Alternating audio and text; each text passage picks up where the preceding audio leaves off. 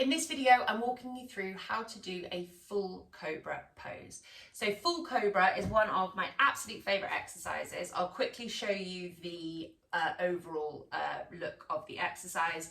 It's this kind of thing. So if you do yoga and other things like that, you have probably done some version of a full Cobra, can be known as an upward dog as well. Lots of people do this really badly. There's lots of compensation, there's lots of lower back pain because people aren't moving properly through it. And in this video, I'm hoping to teach you how to do a Cobra without that happening.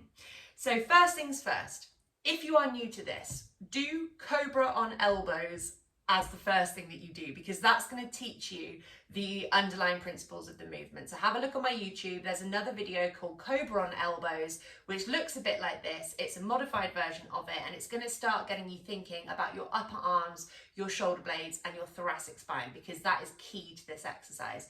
If you're not moving your arms, shoulders, and thoracic spine properly, you're going to overload your lower back, get lower back tension, and say that you can't do back bends, where you can do back bends, but you're just not doing them very well because you're going in at too high a level. You've got to just take things gently and work towards end goals, not expect your body to be able to do an end goal if it hasn't ever done something, or it hasn't done something for 30, 40, 50 years. So just don't be too hard on yourself.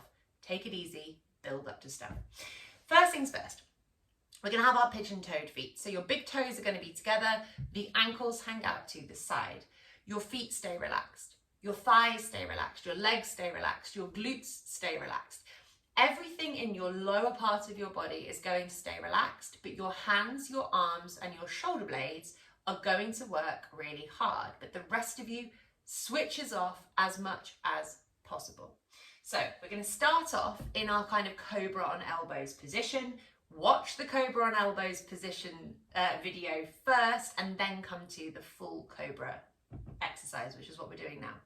Your hands and fingers are active. They are the foundations of this movement. They are the thing that your body is kind of connecting to the floor with and using to activate the muscles of your arms. So make sure that these guys are strong, active hands, not limp little things that aren't doing anything. So my cat's going to possibly attack my hand here because I have the audacity to put my hand near her belly. How dare I? Stop it. So I'm going to have to switch myself around slightly because I am going to get attacked continually if I don't. Fingers are active, hands are spread. Your elbows are shoulder width apart, which is much narrower than most people think. This is not shoulder width. This is shoulder width. And they're going to be slightly further forwards than your shoulders. So I don't want your elbows directly underneath your shoulders, because for most people that will then start spelling compensation in the upper body. So if we put the elbows too far back, if you lack the body awareness of what your shoulders should be doing, as we lift up, you're going to just start hunching and being flexed, which is obviously not what we want to do at all. So having the elbows slightly further forwards is going to help push the shoulder blades back and down behind in the way that we want this to happen. You've obviously watched my video on Cobra on elbows, so I don't need to explain the ins and outs of that because you understand what your shoulders and your arms should be doing. But just in case you haven't, I will run through that now. So hands are active, fingers down, elbows shoulder width apart, but slightly further forwards than your shoulders, not underneath the shoulders. And we sink down into the shoulder blades. So you can see there, I'm not pushing out of my shoulders, and my shoulders are not rounded forwards.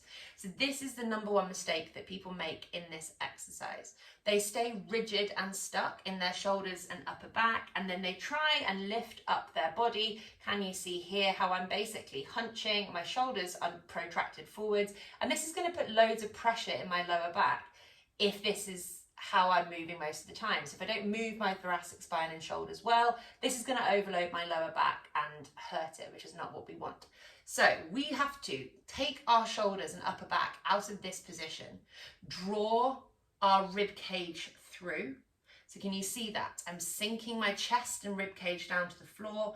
The shoulder blades move behind, and it's a completely different position. So you might just want to practice like doing this. See? Rib cage draws forward, shoulder blades come behind. When we've got that position and we feel comfortable, we are in thoracic extension. We have shoulder retraction and shoulder blade depression. So retraction is drawing the shoulders behind you, and depression is pulling the shoulders away from the ears. You want those three things to be happening: thoracic extension, shoulder retraction, shoulder depression. Keeping them there, you're going to gently, with your hands, keeping your legs, feet, bottom completely relaxed, push into your hands, and you're going to start to straighten your elbows. The intention being that you go up as high as your body allows, but that you're not going up as high as your body allows at the expense of the shoulder, arm, and upper body position. So if you come up too high and you notice that you're doing this again, and if your lower back's hurting, you're definitely doing something wrong, then you need to take it down a peg. So pushing into the hands, you might find that you can't fully straighten your arms, so keep them a little bit bent. That's fine. That's going to be working them super hard, believe you me. This is going to be more active than just passively straightening your arms up and dunking into your lower back. So keep the arms slightly bent, but keep focusing on those shoulder blades touching themselves behind, touching each other behind your back. So the middle line of your shoulder blades are touching each other and they're down away from the ears. And you're keeping that sensation as you try and straighten the arms up. So as you straighten the arms up, the shoulder blades do not move out of that position. They are in exactly the same position that they've been in this Cobra. So chest and rib cage down, shoulders behind you, back and down away from the ears, shoulders lock onto position, no change at the shoulders. As you push into your hands, try and straighten your arms. See how you feel. We're not pulling the head back like this. So lots of people are stuck in the shoulders, rounded forward, and just cranking their neck back, and they're wondering why their neck and their lower back hurts. And it's like, hun, you're not moving 50% of your spine and shoulders here. So let's focus on your spine and shoulders. So sinking down, shoulder blades back and down, pushing into hands, going as high as we can, but we're focusing on the shoulders more than anything else. We don't really care how high we go. We focus on getting the movement from the shoulders and the thoracic spine. Final thing to look at is the direction of your elbows. So I would like you to play around with trying to get the inner fleshy bits of your elbows to face each other throughout this movement. Once again, the rotation of your arms is not changing the shoulder position, okay? So you're not doing this as you play around. The shoulders stay back and down behind you, and you're focusing on moving your arms without moving the shoulder blades. This takes more function and more thought. So try and keep the inner elbows facing each other and see how that feels. And if it's loads and loads and loads and loads of hard work for you, then it's probably exactly what you need to do. And likewise, vice versa, if this feels weirder and more unnatural for you to have the inner elbows facing forwards, then do that as well and hold that. So just try and do the thing that your body doesn't want to do as long as it doesn't hurt it. So I don't want you doing anything that aggravates any pain or tension. And if you are, you're doing something wrong and it's not the exercise for you at the moment. But if you are able to do this and try and keep your inner elbows facing each other whilst you're thinking about everything else as well, and that feels like loads of hard work, then do that, because it's showing you you're weak in that movement.